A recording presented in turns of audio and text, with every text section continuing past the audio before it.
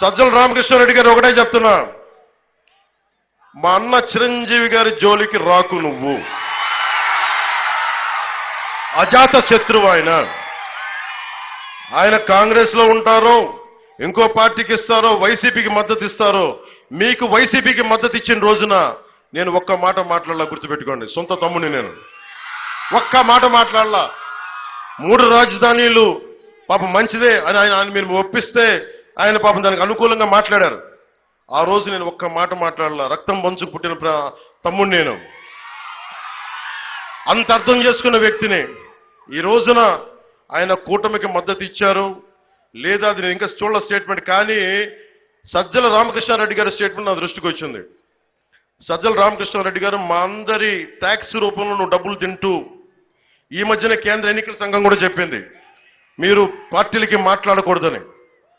అందుకని చెప్తా ఉన్నా, చిరంజీవి గారి జోలికి కానీ, రాష్ట్ర ప్రజల జోలికి కానీ, బడుగు బలహీన వర్గాల జోలికి కానీ, శెట్టి బలిజల బీసీల ఆత్మగౌరవానికి కానీ, కాపు సమాజం మీద కానీ దయచేసి పైకి మీరు ఒళ్ళు దగ్గర పెట్టుకొని మాట్లాడాలి.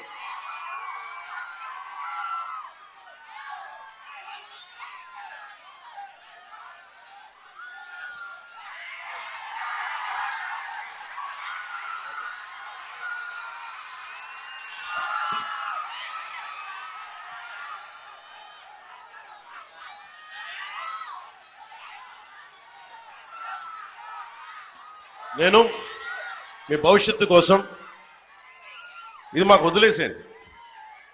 నేను ఒక ఇంపాసిబుల్ టాస్క్ ని, అలయన్స్ ని పట్టుకొచ్చాను. నేను కన్విన్స్ చేశాను. నేను తగ్గి మిమ్మల్ని గెలిపించడానికి ఇంత బలం ఉండి, నాకు 45 నుంచి 50 నియోజకవర్గాల్లో బలమైన ప్రథమ ప్రత్యర్థిగా ఉండి పోటీ చేయగలిగే స్థాయిలో ఉండి కూడా నేను తగ్గి మీ భవిష్యత్తు కోసం నిలబడి ఉన్నాను. ఇక్కడ జనసేన 21 శాసనసభ్యులు, మనకి అసెంబ్లీ సభ్యులు 21 కాదు, అది 175, గుర్తుపెట్టుకోండి. అలాగే టీడీపీ కూడా, భారతీయ జనతా పార్టీ, మేము ఎన్ని స్థానాల్లో పోటీ చేస్తున్నాం, అన్ని 175 స్థానాల్లో జనసేన, టీడీపీ, భారతీయ జనతా పార్టీ ముగ్గురు సమానంగా ఉన్నాం. ఎందుకంటే రేపు పొద్దున ఇప్పుడు దాకా బూతుల అసెంబ్లీలు చూశారు, ఆడబిడ్డల్ని అకారణంగా తిట్టే అసెంబ్లీలను చూశారు, ఇంట్లో నుంచి బయటికి రాని ఆడబిడ్డలను కూడా తిట్టే నీచ సంస్కృతి వీళ్ళది.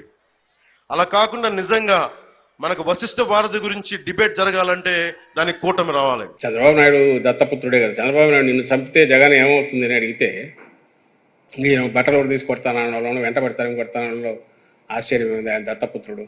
కొడుకే ఈ మధ్య కనపడట్లే, ఎక్కడో మంగళగిరిలో ఉన్నట్టున్నాడు, ఆయన అక్కడక్కడే చర్చాడుతానట్టున్నాడు. లేకపోతే ఆయన కూడా రోజు ఇట్లాంటి బూతులు ఏవో మాట్లాడుతూనే ఉంటాడు. ఈ మధ్య ట్వీట్లో తప్ప ఎక్కడా కనపడట్లే. కానీ జగన్మోహన్ రెడ్డి గారు వచ్చినాక ఇల్లు తాకట్టు పెడతాడో ఇంకోటి పెడతాడనేది, ఆ తాకట్టు పెట్టే ఆలోచన ఎవరికి ఉందంటే చంద్రబాబు నాయుడుకి ఉంది. ఆయన పెట్టాడు, సిఆర్డీఏ ఏరియా ల్యాండ్స్ అన్ని పెట్టాడు. ఈ తాకట్టు అనే మాట వాళ్ళు రాసింది తప్పుడు వార్త, తప్పుడు ఇది. సెక్రటరీ ఈ రోజుకి అదే అంటున్నారు. వాళ్ళు అబద్ధం రాస్తారు, అబద్ధమే దాన్నే ప్రచారం చేస్తారు, ఆ అబద్ధం నిజమని చెప్పి కంటిన్యూస్ అంటారు. ఇక్కడ మొన్న కూడా ఎవరో అన్నారు, సెక్రటరియట్ తాకట్టు పెట్టే ఎంతవరకు పోయిందని. సెక్రటరియట్ తాకట్టు పెట్టలే, ఇంకోటి అబద్ధం. అది ఎక్కడ పెట్టారా అంటే ఎవరు సమాధానం ఇవ్వట్లే. ఇంకా తాకట్టు భూములు పెట్టింది ఎవరు, సిఆర్డీఏ అంటే చంద్రబాబు నాయుడు పెట్టాడు ఆ రోజు.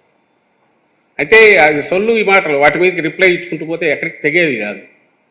వాళ్ళు ఒక అబద్ధం పదే అనేసి ఇప్పుడు ఈరోజు అన్నట్టే 650 హామీలు అంటాడు. ఎక్కడిచ్చాం 650 హామీలు? మా 19 మేనిఫెస్టో ఉంది, మీరే చూడండి, మొత్తం అబద్ధం కాదా? అలాగే అసలు నువ్వు ఒక్క హామీ కూడా నువ్వు పూర్తి చేయలేదు అన్నాడు. మరి ఇవన్నీ ఏంటివి చేసినవన్నీ? నువ్వు ఏ రకంగా పోనీ నువ్వేమన్నా హామీలు నువ్వు పూర్తి చేసావు, అది చెప్పుకుంటే దానికి చెప్పలేవు. సో వాళ్ళు అబద్ధాల మీదే మేడలు కట్టుకున్నారు. ఆ అబద్ధాల మీదనే మళ్ళీ ముందుకు పోయి ప్రజల నుంచి ఇంకోసారి ఎట్లా ఒకట్లా పాజిటివ్ తెచ్చుకోవాలని చూస్తున్నారు. కానీ అది భ్రమే అవుతుంది ఆఖరి.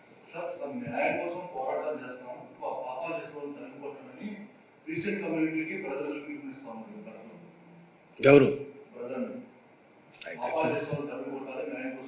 అంటే చంద్రబాబునేమో, లేకపోతే వాళ్ళకు తరిమి కొట్టించుకోవాలనుకుంటున్నారు తెలియట్లే. కానీ రాష్ట్ర ప్రజలకు తెలుసు ఎవరిని తరిమి కొట్టాలనేది, అది ఆల్రెడీ డిసైడ్ చేసుకున్నాం. ఇంకా 1,00,000 మంది వచ్చి మాట్లాడుతున్నారు. ఎప్పుడైతే బలవంతుడైన నాయకుడు ఈ పక్క ఉన్నాడో అక్కడ ఉండే గడ్డిపోచలు అన్నీ కూడా ఏకమై దీన్ని ఏదో కట్టేయాలని చూస్తున్నారు. కానీ ప్రజలు ఈయన్ను రక్షించుకుంటారు. ప్రజలు ఇంత జగన్మోహన్ రెడ్డి గారితో ఉన్నారు కాబట్టి ఆ ఆటలు ఏం సాగవు.